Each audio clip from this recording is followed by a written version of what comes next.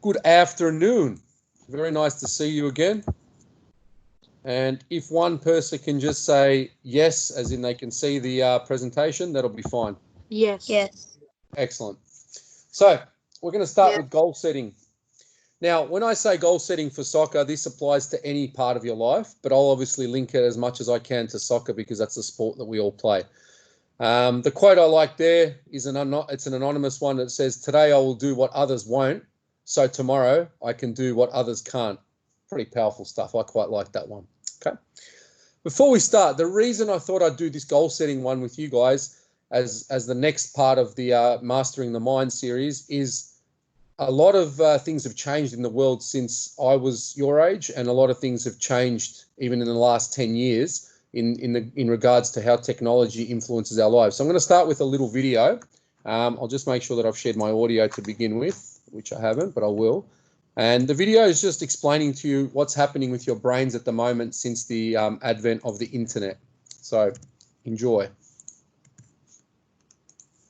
So you're reading an article online when you get an instant message with a My apologies, I'll just move that.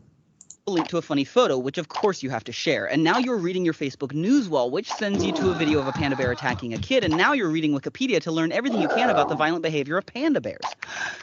And this is what 3 minutes on the internet can be like. We live like this all the time, and it has to have some kind of effect on us. The net is making us more superficial as thinkers. That's Nicholas Kerr. He is the author of The Shallows, What the Internet is Doing to Our Brains. To understand this whole thing better, we need to go way back in time, to say, like, the prehistoric age. You wanted to know everything going on around you, because the more you knew about your surroundings, the less likely you were to get attacked by a predator. And there's even evidence that our brains release some dopamine, pleasure-producing neurotransmitter chemical, to reward us for seeking out and finding new information. So getting distracted felt good and helped us stay alive. But the problem is that nowadays, predators aren't much of an issue, but we still have the same brains. And also, there's the internet, which is... It's an incredibly information-rich environment that the net creates for us, and that's why we use it so much. I mean, sounds, pictures, words, text. And what this tends to do is promote a sort of compulsive behavior in which we're constantly checking our smartphone, constantly glancing at our email inbox. We're kind of living in this perpetual state of distraction and interruption. Which is dangerous because... that mode of thinking crowds out the more contemplative, calmer modes of thinking. And that focused, calm thinking is actually how we learn. It's a process called memory consolidation. And that means the transfer of information from our short-term working memory to our long-term memory. And it's through moving information from your working memory to your long-term memory that you create connections between that information and everything else you know. So you've got this awesome life-changing piece of information in your short-term memory, but then you hear that email ding and poof, there it goes. That email takes its place and you never get a chance to learn anything, all because of one distraction. So attention is the key, and if we lose control of our attention or are constantly dividing our attention, then we don't really enjoy that consolidation process. But I can hear it now. Someone out there is saying, what does learning matter if all the information in the world is just a Google search away? Well... that is kind of shortchanging our intellects. If that's the way you're using your mind, just kind of searching very quickly and finding information and then forgetting it very quickly, you're never building knowledge. You're kind of thinking like a computer. Which means that our very humanity is at stake. And it would be a shame if we all got assimilated because, well, humanity is pretty neat. I really believe that if you look at the great monuments of culture, they come from people who are able to pay attention, who control their mind. That's what allows us to think in the highest terms, and think conceptually, think critically, think in some very creative ways.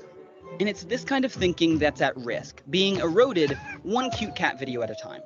Don't get us wrong, the internet is good for lots of things, and it should be celebrated. But the best thing we can do for our minds is to find some time every day to unplug, calm down, and focus on one thing at a time. Your email and those cats will be here when you get back. All right, so just a little video now. How does that link up and how is that relevant to you? Well, here's the reality of it. And I've found this obviously as a teacher, and I'm sure you've found this as a student. When someone tells you something, you don't really learn. You don't even learn necessarily by doing it. When you do learn something, deeply learn it and remember it, it's by thinking about what you did afterwards. So we call that recall and reflect. And that's the process that goal setting is all about. Being able to think of a goal, then go and practice it, but more importantly, reflect on how you went with the goal. And I believe if you have that skill now from an early age, you're going to set yourself up for a really successful life, whatever you choose to do, let alone on the football field. Because so many people are really bad at setting goals and following through with goals that I believe it's a process you start earlier and get the hang of earlier and you use it for the rest of your life.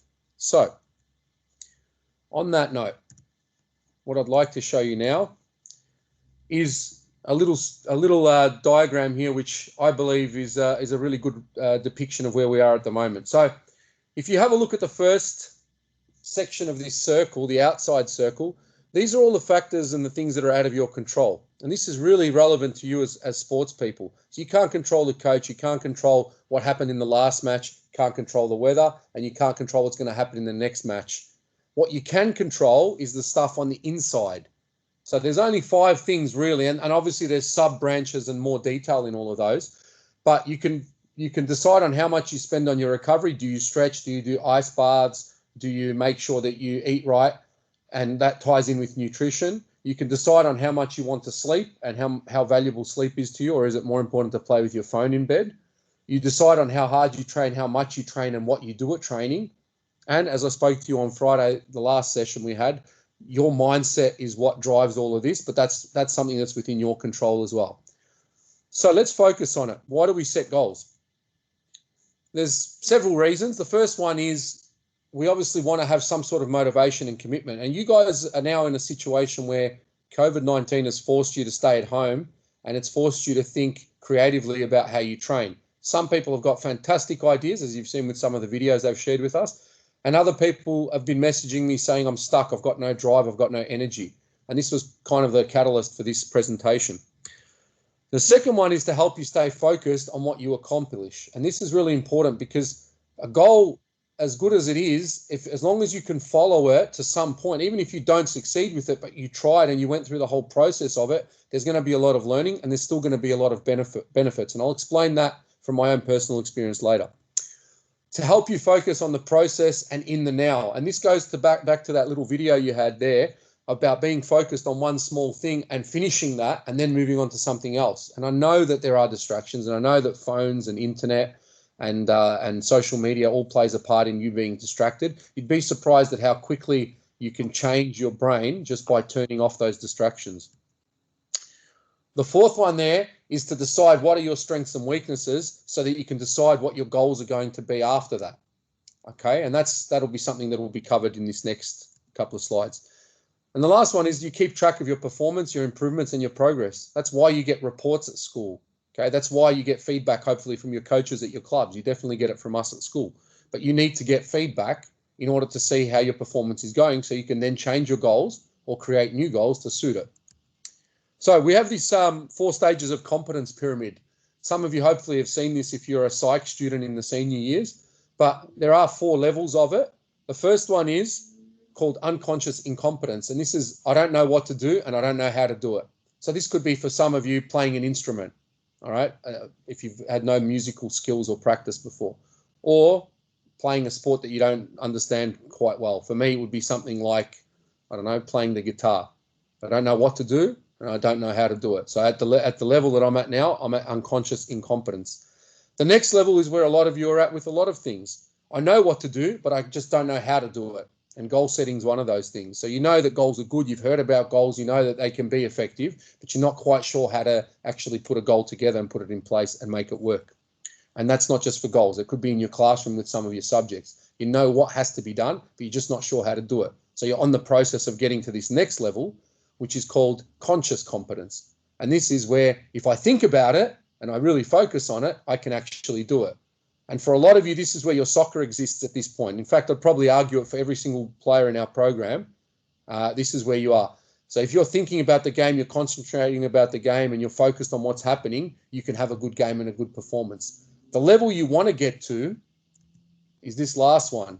I can do it without thinking about it. That's what we call unconscious competence. So I'm actually not thinking about being good at what I do. And you can notice that in elite players, something like dribbling the ball, they don't have to look down at the ball like this, but they're actually looking at their options for passing. That would be an example of them having unconscious competence at dribbling the ball or running with the ball. Okay? Something that I've used as an example in the past with you guys is tying your shoelaces. You now have gone from that bottom one of I don't know what to do or how to do it, to then I know what to do, but I can't get the loops right, to then now I can focus and look at it and get it done and create the 2 bunny ears and twist it through and get a shoelace, to now you can tie your shoelaces without looking.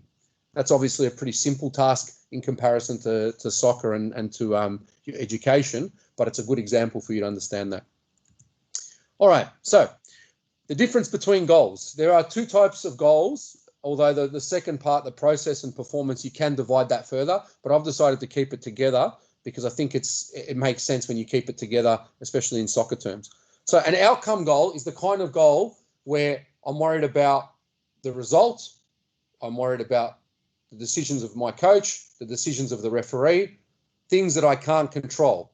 So if it's an 11v11 sport, and I could have a terrific game at centre-back, but my centre-back partner has a really bad game and makes lots of mistakes, we still concede goals. Okay? Same goes with the midfielder. Your midfield could be having a terrific game. They set up all these chances for the strikers and the wingers, but they don't score a goal, and you end up losing the game because there's a set piece on the other end and it goes in. That's an outcome goal. Now, if you frustrate yourself over outcome goals and you really get upset about them too much, then you're going to struggle to develop as a player and as a person. What you want to be focused on is the other side, which is called a process or a performance goal. These are the ones where you control. So you've got complete control over them. So you decide what your focus is, you decide what you're going to measure, and how successful or unsuccessful you are based on how you go on those measurements. And then these things can include things like your physical preparation, your technical ability, your tactical understanding and how much you want to learn about the game, psychological about how you deal with setbacks in a game. So when your team concedes a goal, do you point fingers at people and abuse, or do you lift people up and encourage? Okay. Functional movement. How do you run? How do you jump? How do you tackle? How do you slide? And the choices you make in your lifestyle. Are you going to go to bed an hour earlier so you can get up a little bit earlier and train before school? Okay. So these are what we call performance and process goals. There's a process to them and they will impact and improve your performance. And you can control them. But on the other side, you can't control an outcome goal. You can have an impact on it, but you can't control the whole result. Okay? Any questions so far? No? So let's go through some examples. No. All right. So an outcome goal. You improve as a player. This could be my goal. I want to be the best player in my team by the end of the year. Okay? I want to learn a new position. I want to lose weight. I want to get fitter. And I want to score more goals this season. Now, if I go back to the first one, I want to improve as a player. If that's my goal, the question that anyone will ask you, and you probably ask yourself, is, okay, how? Or what does improvement mean to you? And then you would go into the detail. I want to be faster. Okay, all of a sudden your goals changed from I want to improve as a player to I need to improve my speed. Now, because your goal has changed and it's more specific, you can then start doing activities and measure them. And then you can tick that off and say, all right, I've improved my speed. Now I need to improve my decision making. So you work out some drills where you're changing direction quickly, reacting to different cones and then looking to pass the ball or shoot the ball in a particular spot. That would be a goal that you can control. If you go to we'll go to the fifth one there, score more goals this season. Now, if I play up front, I'm reliant on the service of the players around me. I'm reliant on the game plan that my coach decides to do. If my coach decides to play everyone behind the ball because we want to not concede a goal because it's a strong team and we want to play very compact or park the bus, well, then I'm going to be really frustrated in that game because I can't score as many goals as I want in that game because that's my goal.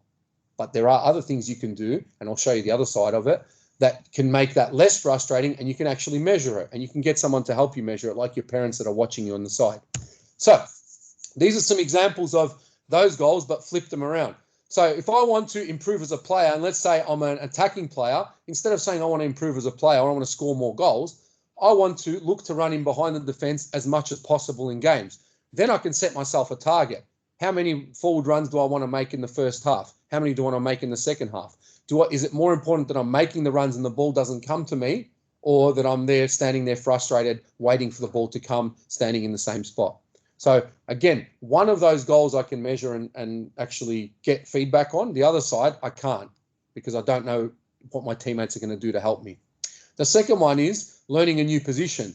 And there was a student that asked me this question the other day about trying to develop that as part of her skill set. Now, if she wants to learn a new position, she can either ask the coach to play a new position, which might frustrate the coach because he wants to win the game and that person's good in a particular position and it helps the team, or he's already got someone in the other position she wants to learn. Or when he lets you play a free game at training or do possession at training, you move yourself into those areas of the field that you're not good at. So if you're a striker and you want to learn how to defend a bit and deal with someone 1v1, you go and set yourself up in a defensive position for the training session and you learn by doing. Great way to do it. The lose weight or get fitter. Instead of saying I want to lose weight or I want to get fitter, why don't you say to yourself every morning, I'm going to get up and I'm going to do 10, 25-meter sprints. Okay, I'm going to do those sprints and I'm going to do them for 6 months. And I'm going to see what happens to my fitness and my losing of weight by just getting up early and doing those sprints. You can measure that, because every time you get up in the morning and you do those 10 sprints, you can cross that off your list, or you can tick it off your box, or whatever you're using to measure it, and you can then be satisfied that at least in that day you've actually consolidated and you've finished a goal, and that's always a great feeling. All right. Now, score more goals this season. Maybe you arrive to training early, you warm up by yourself, and then you take 20 shots on your right foot and 20 shots on your left foot every session, or you do it after training if it allows you to do it. But by doing that, instead of saying I'm going to score more goals this season, you go and do what's going to actually help you score goals, which is kicking the ball into the net, or one part of scoring goals, and you go and work out a way to train for it. Hopefully that makes sense a little bit more now. Okay. Now you're going to watch a video with Rio Ferdinand, who's a retired ex-Manchester United player, and he's doing a lot of youth coaching now.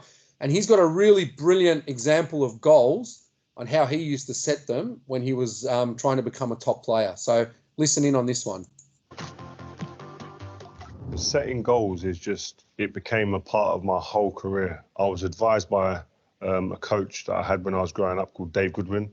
He was my district team manager, a great guy. And he said, you've got to write down targets. Set yourself some goals that are achievable, but are just a bit over there that you can get to. So for instance, when I was about 13, I said that I want to be a regular in the West Ham team, start every game, and maybe get a game or two for the year above, which was hard to do. And by the middle of that season, I was regular in the team. I'd achieved the goal of getting into the team above. Then, right, I want to make, can I get to 10 games by the end of the season? Can I play 10 games for the year above? And that's how it continued all the time. Then it was like, I want to get into the trials for England, get into the England under 17s team, and into the first team or a reserve team of West Ham when I was 17 years old. You just set targets all the time, and I just continued to do that. Even when I became a professional footballer, there was more targets that I set myself: winning the league, winning cups, being voted as the best player in my position, clean sheets for a season. Like all little targets, silly little targets. Some people might think it's innocuous. It doesn't mean anything, but to you, it's a goal. It's something there to reach out at, to keep on improving. So again, when you have them moments in training where you're on the way to training, you're thinking, I can't bother today. I really can't be bothered to this today. I'm so tired. Them little targets, you're thinking, I've got to try and get them targets that I've set myself. They're little goals in your own head that you're playing games with, that you're trying to get to, that are other things that can spur you on as well in them days when you do need that little extra push. I always feel if you haven't got a target to aim for, a goal to aim for, you're kind of just blowing in the wind. You kind of just, you can lose focus of where you're meant to get to. So if you've got a goal and you've got an aim there, it keeps you on a track and there's a pathway.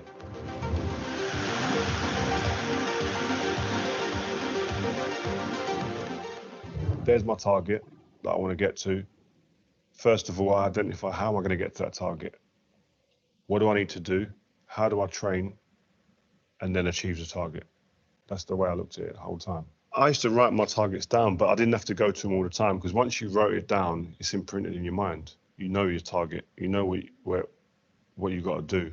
I spent more time thinking about what I need to do to get there what do I need to work on? How do I need to train? Do I need to go and watch someone a little bit to try and get to that and to improve in that area? And so it was more about the path there than the actual goal. I didn't think about the goal as much. It was more about the doing. What do I need to do? I never had a vision of like 10 years down the line. It was hard to put timing on a lot of things. Like I always wanted to play for a team that could win the league. So, but I never said I've got to do that in a 2-year window. It was just like that will come if I keep working on what I'm doing and keep putting in big performances. I think you set the little goals with the idea that if I hit these little goals continuously, the big achievement of playing for England, playing for the best team in the country, winning things will come. But you've got to get the little goals and you've got to keep ticking them off. And that's how I worked the whole time. Telling people about goals and stuff like that wasn't really something I'd done. That was quite personal. I kept to myself, if I'm honest. I'd write it down and put it on a bit of paper that no one's really going to see it. And because I used to think, I was nervous that I set a goal, tell my mates, and I don't achieve it. Again, pride, ego, confidence. I didn't want to affect that. So if I didn't make a goal, which it happened, I didn't get to some goals, the goal then would just be pushed on to a later date. And I'd try and achieve it at a later date. So, but I'm not embarrassed and I've not lost any confidence through telling other people, and they're going, well, you haven't hit that goal, have you? You've not got there. So I didn't put that pressure on myself. Although there was pressure from within that I need to get to this place, I need to get to these goals as quick as I can. It's better pressure coming from yourself than from outside. Like the idea of setting goals is, let me just look, because I sent this I mentor some young players in my spare time anyway. I asked a kid, like, what's your targets? I texted him, we got a group. I said, like, what's your targets this season? ? Set your targets, plan the pathways to them, work towards them, reach them, then repeat. New goal, new target, and just keep repeating that all the time. But the main part of that is to make sure that the goals that you're setting, they're achievable. You can't say, oh, I want to play for England, or I want to play for Man United, I want to play for Chelsea. That's not achievable instantly. You've got to set targets to get towards that. That's important. Start off by like working on certain parts of your game, work on weaknesses, build that confidence, build that desire, build that belief that you're going to be that player, and then just keep setting goals within that. Play for your local team, get scouted, try and be a regular in that team, get scouted for maybe a West Ham or a Man United or Chelsea, whoever it is. Then you get in there and then you try to become the best player, and you just try and improve your game all round, all the time. Then you're on the right path. Always have that long-term focus in mind, at the back of your mind somewhere, but the most important thing to have at the front of your mind is them short, early goals that you can keep ticking off to get to the long-term aim.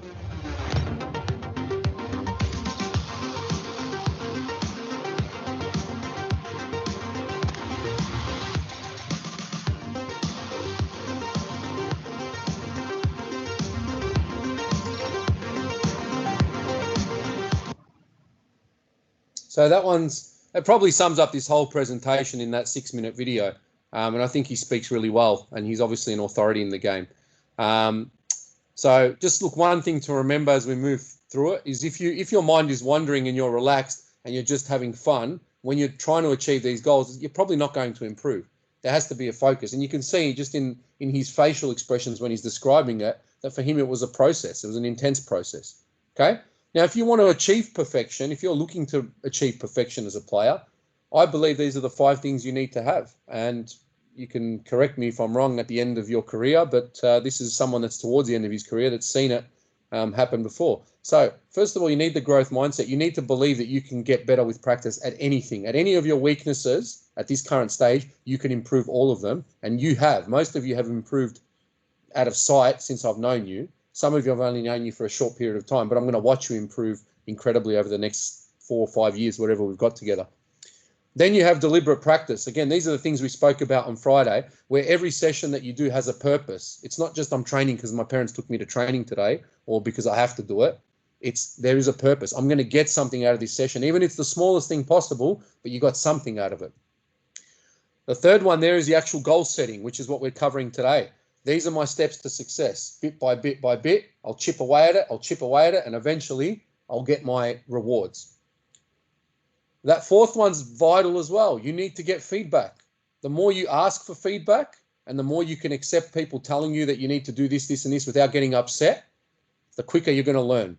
And if you take it personally, if you take feedback personally, sorry, you're not going to learn that much, because you're always going to have barriers in your brain saying, no, I don't accept that. That means you haven't got a growth mindset. Okay. And this is the one that we try to control for you, your environment, where we hope that we make you grow, but your teammates, more importantly, make you grow. Because if imagine every single player in the program trained with this mentality, I would never get that question that I get, and I get it often from the older kids. Oh, the intensity is not good today. The intensity is not good because if 2 or 3 people drop the intensity, everyone else thinks it's okay. But if 2 or 3 people lift the intensity, then everyone else starts to lift it. And we are creatures where we like to copy each other. You don't want to be the one that's lagging around, standing there, not chasing their teammate, because then you cop it and you feel guilty. So really, you guys drive the intensity. Now, in terms of how to set goals now, we use this thing called SMART goals. I'm hoping your teachers have covered this with you in class. But SMART goals are really, it's a very clever acronym for you to be able to set it up and focus specifically on which part of the goal you're working on and use it as a guide. So there's a little video that's going to go with this now, and I'll let that play because it'll explain it quicker than me again. And then there's a few examples I'll show you. Regardless if it is professional or personal, we all struggle sometimes to achieve our goals. Many times our struggle is not because of a lack of effort, but rather how our goals have been structured. Anytime you set a goal, or if you find yourself struggling while working towards a goal, keep in mind the word SMART. SMART is an acronym that can be used to help evaluate and add structure to your goals. SMART stands for specific, measurable, actionable, relevant, and time-bound. SMART begins with asking yourself the degree to which a goal is specific. This is arguably the most important part of establishing or evaluating a goal. The less specific a goal, the more difficult it is to determine how long the goal should take to complete or how to measure success. Consider the difference between a goal to get healthy versus the goal to lose weight versus the goal to lose 10 pounds. The goal to get healthy is much less specific than a goal to lose 10 pounds. The next question to ask: how is the goal measured? What determines success? Some goals may be best measured by a simple yes or no, such as the goal of climbing to the top of a mountain, while other goals are better measured by using metrics such as the goal to lose 10 pounds. The key to measurement is making sure that in whatever way the goal is measured, it accurately reflects success. For instance, if you do not have access to a scale, then measuring weight loss will be difficult and less accurate. An alternative measure may be to track how many inches you have lost around the waist. But to what extent does this accurately reflect the goal? Without access to a reliable way of measuring weight, we may want to consider buying a scale or restructuring our goal. Actionable is not asking yes or no, but how will the goal be achieved? What is our action plan? Do we have the resources and capabilities required to achieve success? If not, what are we lacking? Well-designed goals provide clarity of action.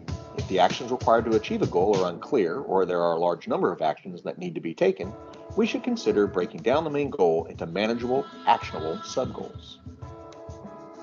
In isolation, any single goal is relevant, but in life, we most often are in the process of pursuing multiple goals. A common issue we face is having too many goals at the same time or pursuing the wrong goals. With this in mind, we need a mechanism to help us monitor our goals to make sure we are pursuing our most relevant goals at any given moment in time. One technique is to place goals in a matrix that looks at effort required versus perceived value of achieving the goal. Not always, but most of the time we will want to focus our energy on low-effort, high-value goals. Another technique is to use the Pareto principle, also known as the 80-20 rule. Ask, which are the 20% of goals that will provide me with 80% of my return? The last thing we want to make sure is that goals are time-bound. By including a specific date by which a goal should be accomplished, it helps provide incentive and allows us to monitor progress. Consider the difference between the goal to lose 10 pounds and the goal to lose 10 pounds in 10 weeks. Simply by including an element of time, we can now calculate how much we should be losing each week, and if after 5 weeks we have only lost 1 pound, we can revisit our action plan. Be wary of any goal that is open-ended, such as the common goal to learn a foreign language. Last, it is important to reinforce that goal setting is not an event. It is an ongoing process of action, evaluation, and revision. It is not about lowering goals or standards to ensure success. It is about recognizing goals are dynamic because life is dynamic. We do not live in a static world. Life happens. A goal that is relevant today may be irrelevant tomorrow. When using S.M.A.R.T, stay flexible and motivated by setting aside time to reevaluate your goals on a regular basis. Okay. So again, hopefully you took something out of that one. I'm going to give you an example of a goal. And again, it's one that a student's given me in the past, recently actually. So if the overall goal and your dream is to play for the Matildas, or you can replace that with the Socceroos, or you can replace that with Barcelona, Real Madrid, whatever you want to replace that top one with. First of all, the bottom step could be, I need to study, I need to learn, I need to read and become a smarter player. And this is all related to what you do in your own time. So the goal could be read a book every 6 weeks on something to do with soccer. So you'll have to build up a library of books, okay? Watch 2 games a week in full and study player movements, okay? That would be the more specific part of that mini goal.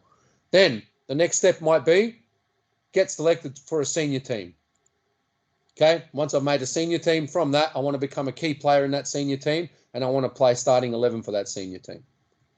The next step might be, well, to play really well at an NPL club or a community club.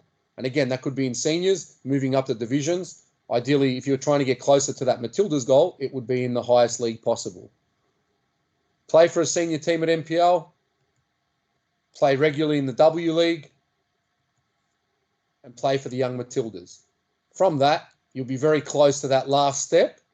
You may not make it, but I'll tell you what, if you've achieved all of those things on the way to that goal, you've had a pretty good career, and I guarantee you'll still be playing the game as a senior player for many years. And even if you don't quite get to a World Cup or an Olympics with the Matildas, at least you'll have been in their company in the young Matildas sides. Okay? So that's an example of how you can put down your goals. Another example is to actually, this is called, this is putting them on a mirror. So if you've got a mirror in your room, or you've got an ensuite in your house where you're the only one that uses it, Post-its are really good because you can put your goals on little Post-its, and as you complete them, you either cross them off or you peel them off and replace them with a new goal. That's for those people that are more hands-on visual, but it can work, and I have seen people do it before and been quite successful with it. It's there, it's in front of you, and every time you just want to get rid of them. You don't want to have so many of them on the screen. Now, these are obviously these are just affirmations about how to make yourself feel better or positive in the morning, but your goals could be going across the top of the mirror, and as you knock them off, you take them off, finish them, and then start a new line, or as you take off one, you replace it with a new one. Now, here's my way of doing it. I did it with my runs, for those that watched the last 2 sessions that I've done these things on. And remember, my goal at the start of this was to sleep better and to actually get active. Once I started my runs, I decided my goal was going to change, and I wanted my goal to be, I want to run this under 20 minutes. Now, that changed everything for me because, as you can see, my times did go down until the last couple of runs here, where, to be fair, I've been a little bit sick and I'm getting better now, but it wasn't a huge difference from my personal best time, as you can see, right? And especially the splits were quite good. So I started to fatigue a little bit more. Again, I've been a little bit ill, but that's okay. But see, in the process of me doing this, I calculated that I've run about 70 kilometers in less than a month. And I've run it at a pretty good pace because I've been trying to get faster every time. So even though my goal of getting under 20 minutes hasn't been met, although I did give myself till June to do it, but that's okay. I haven't met that goal, but because of that, I'm sleeping better. I've done 70 Ks. I'm a lot fitter. I've lost weight. These were all things that are part of achieving, or not even achieving this goal, but actually striving for the goal. So hopefully you can see how you can have benefits along the way if your goal is challenging enough. Because I did my first run, and my first run was nowhere near 20 minutes. So I could now break it and keep going lower and lower until I can get closer to that. Or in this case, that 21:18 is my best possible time that I managed to achieve. Now, I'm bored of this goal. I'm still going to do it. I'm going to do 3 of these runs a week, but I'm going to change the running in between because I find the reason I can't get quicker is because I'm training all at the same speed. Do you see how I'm evaluating my goals again?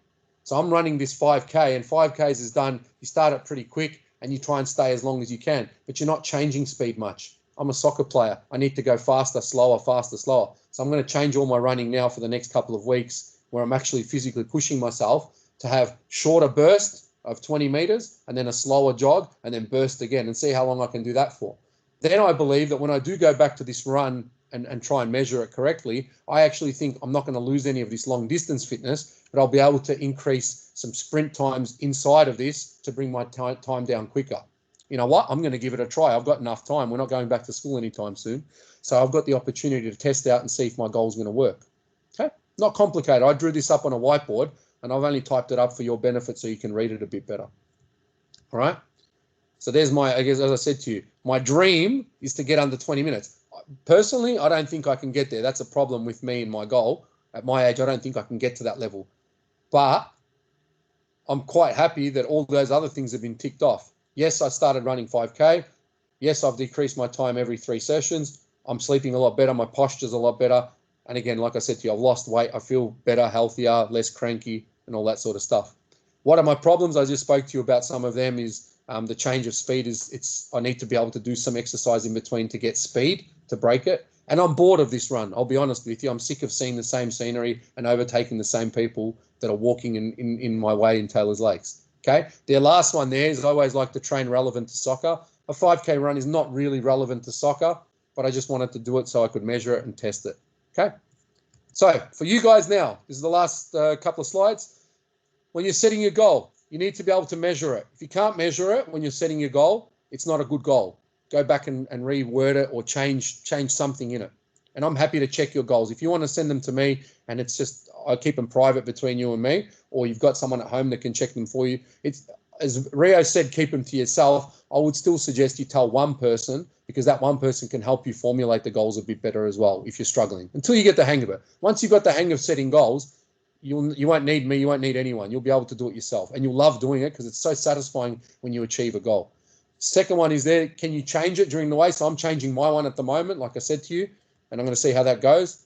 Am I thinking about it? Absolutely. I'm really thinking about how to make more out of this goal that I've set myself, and you'll be doing the same thing when you're setting your goals. Am I visualizing it in my head? Yeah. Every time I go for my run, I'm picturing the moments in the run where I know I get a bit slower, and I push and I say to myself, can you go a little bit faster at that time? And when I get to that part of the track, I try and go faster if I've got anything in my legs. Okay. Do I manage my whole session? Yes. So I plan, I told you about this, planning my run in my head, and then making sure that I've got little intervals and targets that I know if I pass this by this time, I'm doing well.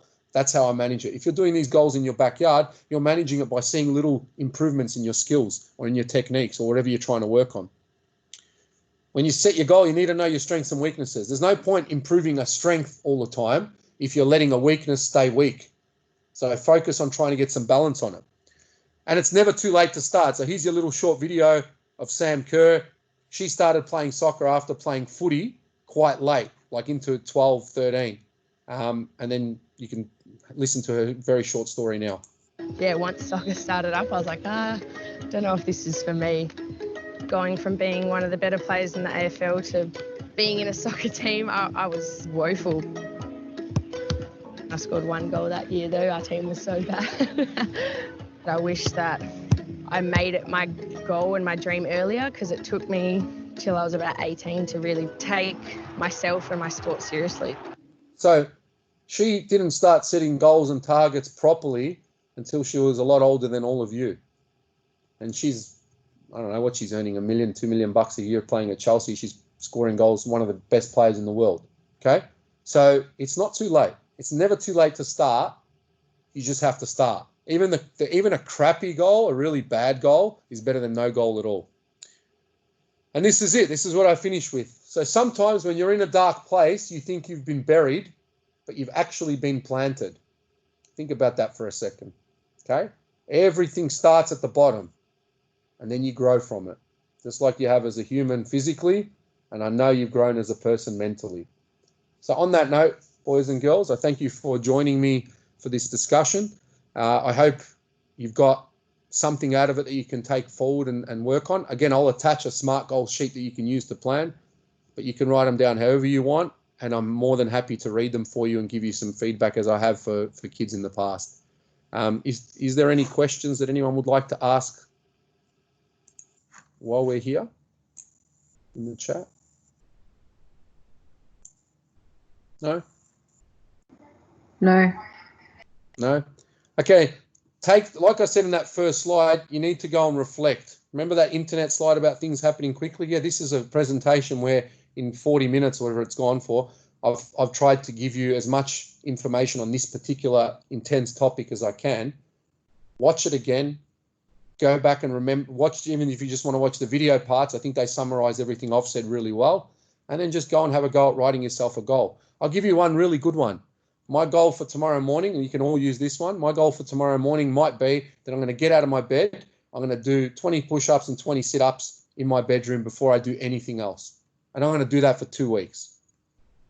No one's going to see you. No one's going to bug you. Only you will know whether you've done have you actually achieved your goal. And you'll be able to say in 2 weeks' time and tick it off and say, I completed a goal successfully. The benefits, the byproducts will be, you'll probably have stronger abs. You'll definitely have a stronger upper body. You may look better, which helps with your self-esteem, and you'll definitely feel better. Okay, another one you can do is I'm going to make my bed before I get out of my room, but that's for your parents to talk to you about. Guys, it's been a pleasure as always. I'll stop the recording now. All the best, and feel free to speak to me. I'll see if I can do one for Friday. If I can do Friday, it's going to be about mental visualization and a bit of hypnosis, which sounds a little bit weird, but I'll explain the context. But I might not have it ready for this Friday, so I might not have anything for this week. I'll let you know. Take care, guys. Always a pleasure. See you. Bye. Bye. Bye. Bye. Yes, sir.